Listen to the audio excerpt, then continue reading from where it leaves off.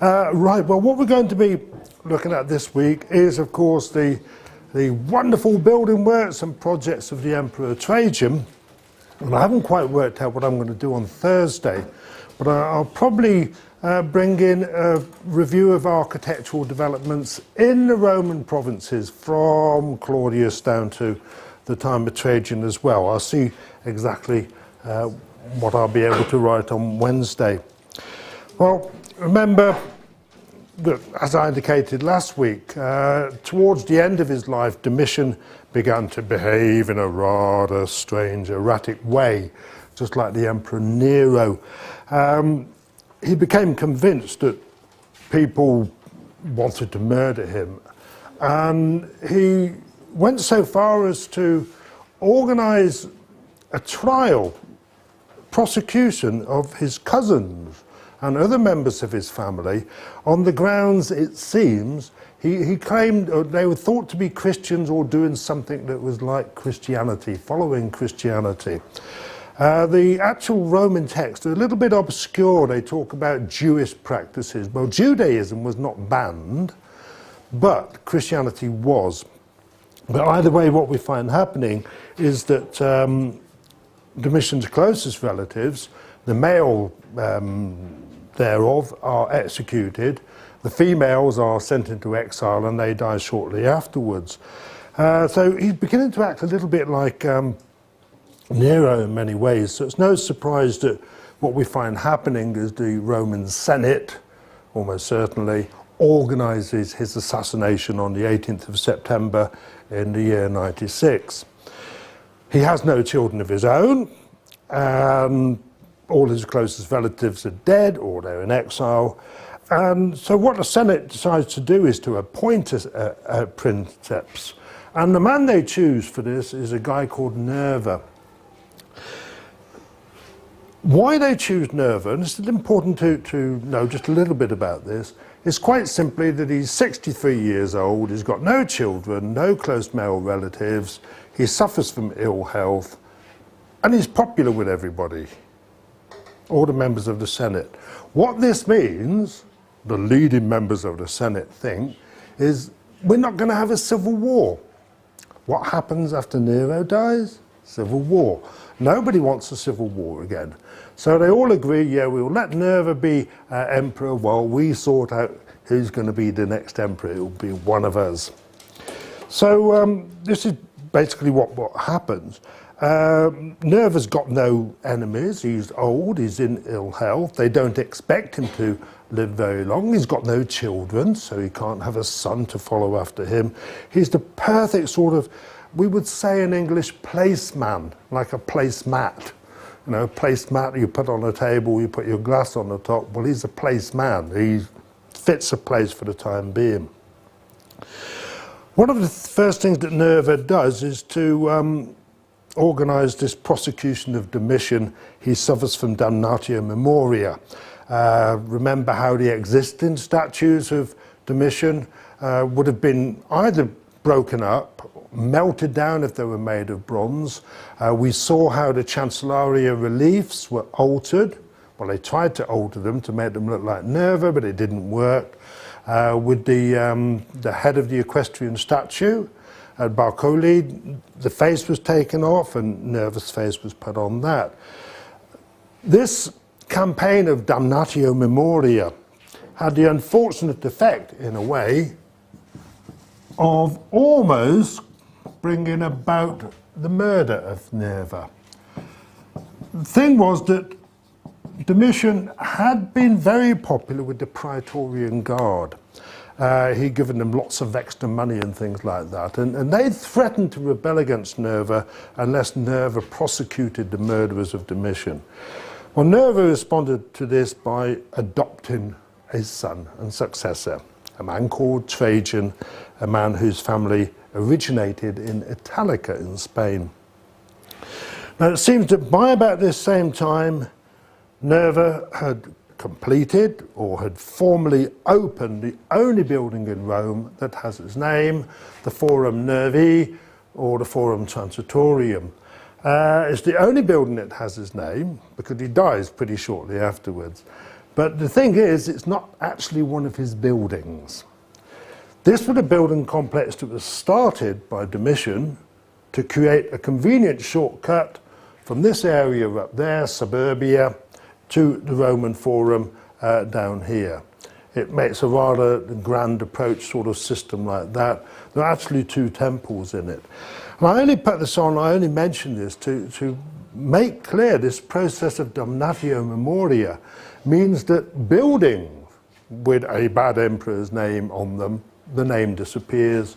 This must have been called something like the Forum Domitiani or something like that, but it becomes the Forum Nervi. The Forum Transitorium doesn't give us anything new, which is absolutely in terms of architecture, and it's Domitianic anyway. But it was, as I said, opened just before Nerva died in January 98, at which point Trajan becomes emperor. What is this Trajan? Trajan becomes emperor, I think it's January the 14th or thereabouts in 98. The accession of Trajan, well, the time Trajan becoming emperor, marks the beginning of what was to be a long period, a very long period of prosperity within Rome and the Roman Empire as a whole. Trajan is actually given the title Optimus Princeps, the greatest Princeps. This is a title that no other Roman emperor ever had. And Trajan's given this title to signify the prosperity and security he's brought to the Roman Empire. And we can see, to a certain extent, just how wonderful Trajan must have been seen by people at the time, because we have so many portraits of him. Of all the emperors, the greatest number of surviving portraits are of Augustus, who was emperor for 45 years. But Augustus, of course, starts off the Principate, is the most popular of emperors. After Augustus, it's more or less equal between Trajan and Hadrian for the number of surviving portraits. We're also told that by the 3rd century it was very common in Rome to make a prayer when a new emperor was declared, that may you be as good as Augustus and as excellent as Trajan. So Trajan, the Optimus Princeps. Well, his portraiture does stress to a certain extent how this concept of verism, realism, which had come into fashion with Nero, is still continuing. I mean, these are recognizable portraits. Okay, they're kind of second-rate quality. There's probably better than that one. That one, I think, was actually found in Spain. But they show you a real person, and they go back to this Hellenistic ideal of trying to capture a person's personality in their face. What do we see in Trajan's face? Well, a rather stern-looking gentleman, sort of rather thin lips, looking out to the future. He's got this rather characteristic Julio-Claudian type hairstyle. We see a person who's not pretending to be a fatherly figure like Vespasian or Titus, but we're still seeing a serious man, a man who concentrates on what he does. He wants to improve the Roman Empire. He wants everything to function well. He's there as the father of the people to protect the people as well. He's a person who cares for the better being of the Roman people in many ways. A rather powerful neck in many ways, very interesting face, rather long face, a very prominent nose at the same time. If you haven't seen it, and I haven't got a photograph of it unfortunately, go to the Museum of Anatolian Civilizations, where there is a bust of the Emperor Trajan in bronze that was made towards the end of his life, which is rather different from this. Well, Trajan, like all the really successful Roman emperors, knew that the best way to keep the people of Rome happy and to keep his job was to give them something, public facilities that they could enjoy. And so, oops, got the wrong slide on there. And so one of the first things he decides to do is to actually build or continue work on the Circus Maximus. The Circus Maximus had been damaged in the Great Fire of AD 64. Parts of it had been repaired by Titus, but not all of it, and so he wants to get to work on this. But before he can get very far with it, he is involved in a war with the Dacians. Now, the Dacians were the people who lived north of the lower Danube. Parts of modern Hungary over here, but broadly speaking, all of modern Romania with a little bit of Moldavia. Yes, anybody recognise the language? It's Romanian. All right, the only Latin-based language still spoken in Eastern Europe. The Dacians had always been a bit of a problem for the Romans. I mean, ever since the time of Julius Caesar, the Dacians had periodically crossed over the lower Danube and raided Roman territory. Domitian got so fed up with this, Domitian paid them money not to do it. And Domitian even gave them military engineers so that they could defend themselves better against other peoples like the Sarmatians and the Scythians who came from over there. Well, Trajan decides that, you know, this is not in Rome's interest to give good weapons and military engineers to people we have problems with. Why are we paying them money? So in the year 101, Trajan invades Dacia, and this Romanian map basically indicates the broad details of the campaign, mostly in the southern part of Dacia. And in the year 102, 103, he defeats the Dacian king, Decebalus, and Decebalus surrenders this part of Dacia and all that part of Dacia to Rome. The significant thing about this is basically Trajan wins a lot of booty. Booty, gold and silver, payments for services, reparations, the payment for the trouble the Roman emperor had to deal with in dealing with the Dacians. Reparations, it's a well-established method of punishing your enemy. It was only last year that Germany stopped paying the money it owed everybody else for the First World War. They haven't finished paying people back for the Second World War yet, but that's more or less given up on that one. So Trajan has this war against the First Dacian War, and what this does is it gives him money. Money, money, money. Money, and it allows him to complete work on the Circus Maximus.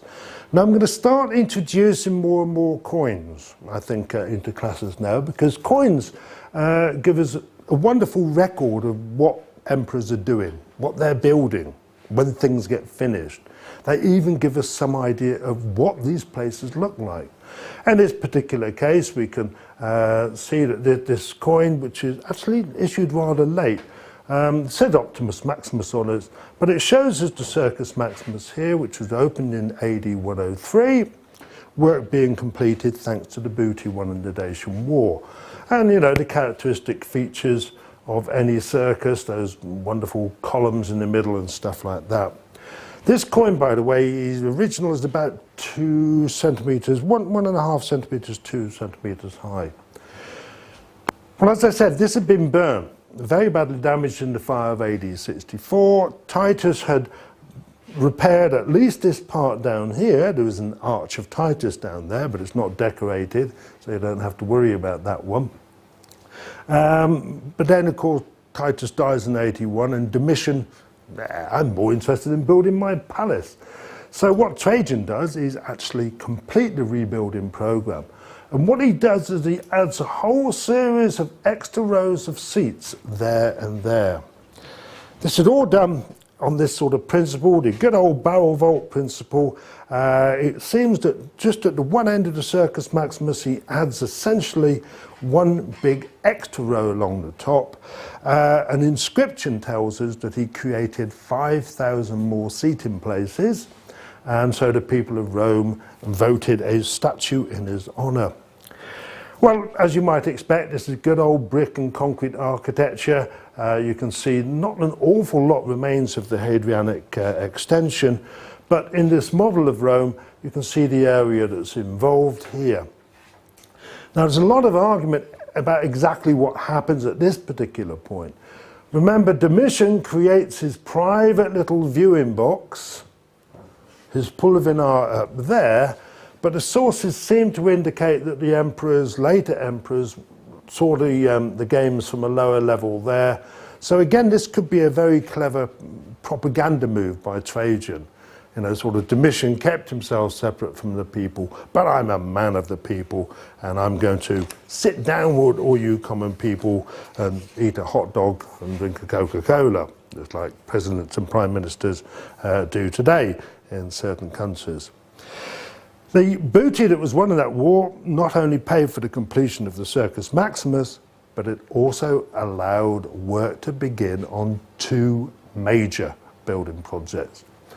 Trajan wants to make his mark on Rome. So he decides he wants to build a public bathhouse that will be the largest bathhouse in Rome, and he also decides he wants to build a forum complex. The work on the bathhouse began in the year 104. It seems to have been done under the direction of a man called Apollodorus of Damascus. He was Trajan's military engineer in the First Dacian War, and what Apollodorus of Damascus decided he had to do to build what he wanted was to level off the top of the Esquiline hill up there and to create a large enough area, something like 300 by 250 meters, build out the bathhouse on the site of the Domus Aurea. So that what you actually have happening here is that surviving part of the Domus Aurea. You can see these walls of Apollodorus. This part is actually, the walls, the original walls are still left. Elsewhere he builds those extra walls out there. Well, the Domus Aurea, all the nice statues were taken out of there almost certainly by Vespasian when it became an imperial guest house. And it was damaged by a fire in 102 and then damaged again by another fire in 104. Apollodorus of Damascus was certainly responsible for building Trajan's Forum. And again, he's after something really big. Trajan's bathhouse is intended to be 250 by 300 meters. Trajan's Forum is going to fit into a space of 200 by 120 meters and involves actually removing a 38-meter high ridge of land. But before work could be done on this, and this shows you the remains of the Domus Aurea. These are the actual barrel vaults that go over the Domus Aurea to allow this part of Trajan's bathhouse to be constructed. But before much work has got done, Decebalus of Dacia decides to invade Roman territory. He wants to take back the land he lost. This starts the Second Dacian War, 105, 106. After the death of Decebalus, this then becomes the Roman province of Dacia. And this is why Romanians still speak a Latin language. So basically, Bună ziua is good day. Bună ziua, just like Italian or almost like French, but it's purely Latin language. The great thing about this Second Dacian War, Trajan captures a territory that has still got an awful lot of gold in it. There's a lot of political arguments going on right now because of the gold and silver mines in that particular part of Dacia. A ready source of wealth. He gets thousands of prisoners of war. They become slaves. They can work on imperial building projects. But the best thing of all was what he finds in Samosata, thanks to the help of a Dacian who becomes a traitor. He discovers the Dacian royal treasury. 165,000 kilo of gold, 331,000 kilo of silver, which is a nice tidy sum of money to have. Well, what this does, of course, is makes it possible for, once the war is ended, for Trajan to get to work really on his big building projects. We know that the Baths of Trajan was started in 104. We think the Forum was started in 104. We can't be absolutely certain, but it seems almost certain that they were. But the bathhouse to begin with, this is the actual plan that we have of it. It's an enormous structure. As I said, it's roughly 300 by 250 metres, with a central bath block of 190 by 110 metres, something like that. It's a very important building complex to know about, even though hardly anything of it survives above ground. This plan, in black we have the surviving remains, what you can still see. In white is what we know from what Renaissance architects preserved for us. The thing about this particular type of bathhouse plan is it's not the first, but it is the first really big one, example at Rome of what we know as an imperial type bathhouse. In the imperial type bathhouse, everything is symmetrical to a certain extent. So you can draw a center line down here, fold it in half and unfold it, and you've got a purely symmetrical structure. It's got an enormous open air swimming pool, or natatio, only for use in the summer months, of course. And from there, the bather people would go into this enormous hall here, which must have had a roof 30 metres above ground level. That's what we know as the frigidarium. And the frigidarium, the cold room of a bathhouse. This is the big socialising place more than anything else. You can get a massage there after bathing if you want to. But you've got all sorts of extra rooms on either side. You've got libraries, you've got gymnasia, you've got lecture halls, you've got all sorts of things around here. Because a Roman bathhouse was a social event, the main social event of a man's day. In the afternoon is when he went there. Women went in the morning, sometimes in the evening. Some emperors allowed mixed bathing, some didn't. The main part of the bathhouse is this bit down here. We have that little small room there. It's the tepidarium, the room of medium heat. And from there you would go into the caldarium, the hot room, right on the south side of the bathhouse. You've got sweat rooms on either side as well. Well, everything in the Roman bathing process is essentially what you have in a Turkish bath. The one difference being that you do have plunge baths in this. You've got sort of open pools of water that you can jump into. But the basic concept is, of course, was adopted by the Arabs after the Islamic conquest of Syria in the 640s, and went all the way through to become eventually the Turkish baths. Well, not a lot survives of this. Very little indeed. It's also a dangerous place to go to late at night, so if you ever want to walk around here, do it during the day. There's policemen around at that time.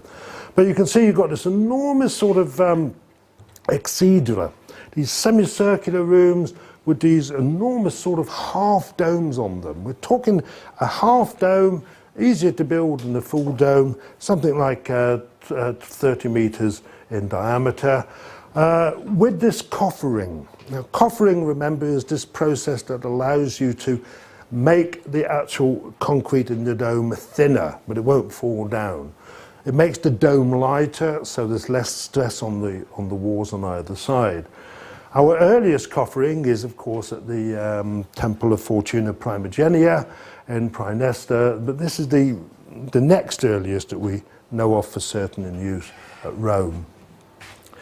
Small central part surviving like this, and then right at the very end we've got this enormous exedra. This is the one built over the Domus Aurea. It doesn't look terribly impressive, but you have to use your imagination. All this covered with marble of different colours, with life-size and more than life-size statues in all those niches. The half domes would have been plastered. They may even have had gold paint on them as well. So really a terribly fantastic, important building. The Forum complex, as far as we can determine, was being built at the same time. The baths are opened in 113. They're given a new aqueduct to supply water to them. The Forum complex up here also opened in 113 as well. Well, let's put this into context. I've mentioned briefly the Forum of Caesar. I've talked about the Forum of Augustus.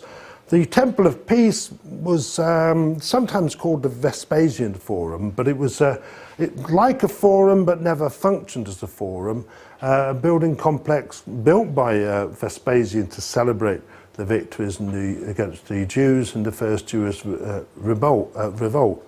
And we know that this became a public museum. So statues like the Laocoon would have been exhibited there, along with the Ark of the Covenant and the menorah. Trajan's Forum is this big chunk out here. Now just look how massive this is. This takes up a bigger area than all the other forums actually combined. This is really the big biggie here in many ways. This too has been very badly robbed. We're looking down at the Forum part. We'll come back to the plan in a moment. You can just see the Forum of Augustus over there. These are Trajan's markets I'll be talking about in the next class. Terribly badly robbed, but again enough survives that we can actually reconstruct it, what it was built of. It's essentially using the local volcanic stone, tough, with concrete, with marble facade or stucco facade where necessary. Well, the eastern part, representing about 3/5 of the whole complex, almost a half of the whole complex, that's the Forum Traiani proper, the Forum of Trajan proper. It's a colonnaded space. It measures 300 by 185 meters or so. Entered, we know, by a curving wall, although the exact junction with the Forum of Augustus isn't quite clear. There has to be a space of some kind there. You know, there's so many gaps in our knowledge about these buildings. But we do know that that facade was designed in the form of a triumphal arch. A triumphal arch with a single opening there, and we can see it's got written on here, Forum Traiani, so we know what it is. Trajan, presumably in a hexariga, a 6-horse chariot on the top there. Well, Trajan's Forum is built with the money, or completed with the money he wins in the Second Dacian War. So the whole Forum complex is basically designed as a memorial to that war, success in the 2 Dacian Wars. We see this when we start to look inside. The plan is broadly similar. You can see how elements have been taken from the Forum of Augustus with that large colonnade. The Forum of Augustus ends with an exedra on either side.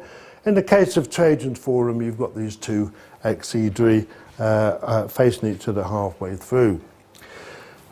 But the way it's designed is, again, modelled on, or the ideas taken from the Forum of Augustus. We've got the same kind of series of statues of the great men. But the great men in this case, we know from the inscriptions, are the great generals involved in the First and the Second Dacian War. There's no reference back to any hypothetical or imaginary contact with the Julian families or Aeneas or anything like that. These great men are the great men involved in the First and the Second Dacian Wars. You can get some idea of the height of this colonnade. We're talking about something in the order of 15, 18 meters high. Along the top in the attic story, again, you can see where the idea comes from the Forum of Augustus, except instead of having caryatids, you've got statues of male figures representing Dacian prisoners of war. and I'll be talking more about these in the next class as well. And in between them, the evidence is very slight, but enough to tell us that rather like the arch at Orange, built to commemorate Tiberius's victory over the Gauls, these panels, the metopes, being the correct word, were filled with representations of Dacian weapons. Fragments of inscriptions also indicate that along the top of the colonnade there was a complete list of every Roman army unit that took part in the Dacian wars. And oh, would I love it if that list was complete, but we've only got little bits of it, unfortunately. Lots of argument about exactly what Roman soldiers took part in that war. And the evidence suggests, from a few little bits and pieces, that along the very top there were representations in bronze of the military standards carried by those different army units. The centre of the forum was dominated by an equestrian statue of Trajan, and we have a coin that shows this. This is a silver denarius, so this is actually only 1 metre or 1 centimetre diameter. These coins are really incredibly well done. Now, these are people who don't have a magnifying glass, as far as we know, but very, very detailed work. Well, of course, that hadn't survived, but from what we see on the coin, it seems to have taken what would probably the more standard type of equestrian statue. This is the only complete surviving one from Roman times, the statue of Marcus Aurelius, which used to sit outside until about 10 years ago. They started to get a bit worried about corrosion. Made of bronze, covered with gold leaf. The only reason this survived, actually, was that people thought it was a statue of Constantine, the first Christian emperor. Although anybody looking at a statue of Constantine would see he doesn't have a beard, he's got very short hair. So quite why this one was thought to be Constantine, nobody knows. So something rather like that, rather than the Barcoli type, sorry about the quality of this slide, which shows Domitian with his face replaced with that of Nerva, but on a leaping horse. This is a wonderful piece of work in many ways.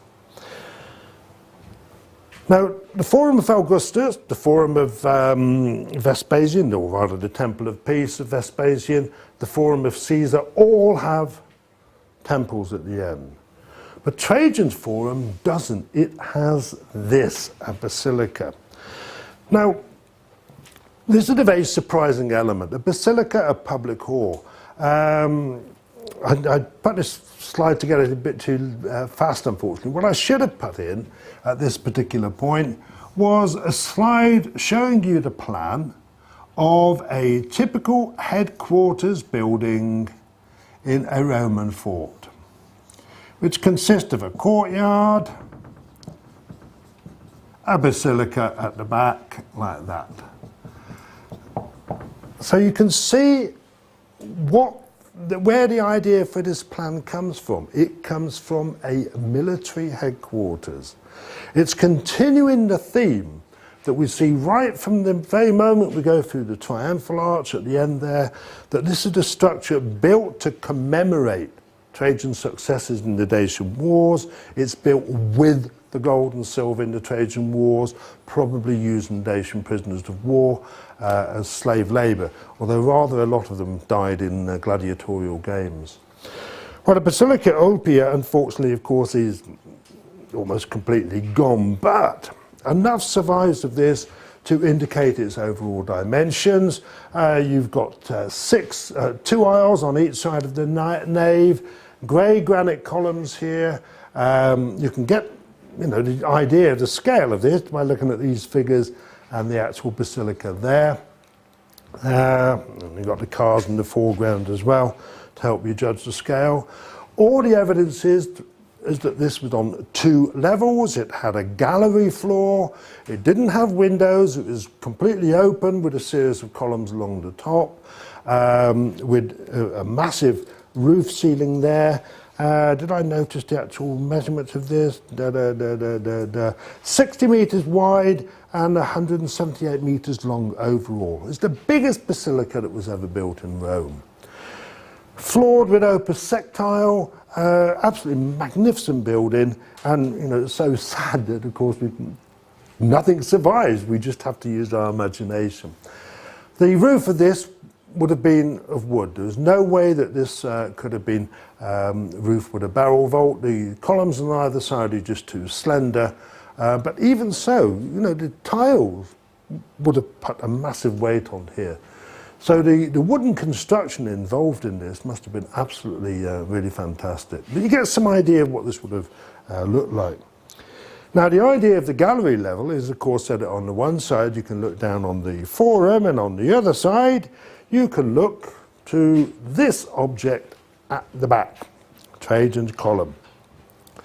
Well, I'll be talking about this again in more detail on Thursday. Broadly speaking, you have this column which is a total of 38 meters high. It's made of blocks of lunar marble, drums of lunar marble, and it has a continuous frieze along it, representing scenes from the Dacian War. Here you've got two different views of it. The statue on the top now is, I think, of St. Paul, but originally there would have been a statue of Trajan on the top of that there. What's really fascinating in many ways is this inscription here.